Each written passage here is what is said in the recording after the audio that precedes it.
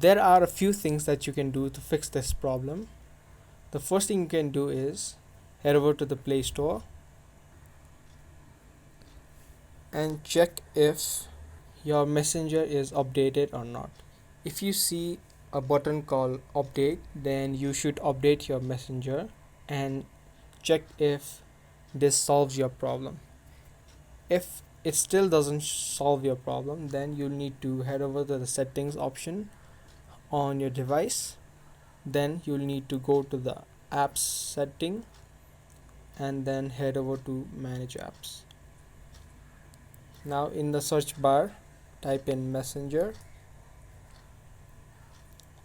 Now what you'll need to do is clear the data and clear the cache of messenger.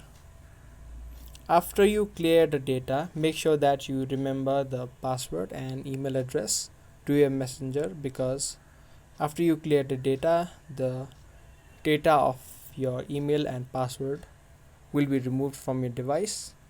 I hope you guys found this video to be helpful. If you did, don't forget to give us a thumbs up and also subscribe to our channel if you haven't already. And that's all for this video, and I'll see you in the next one.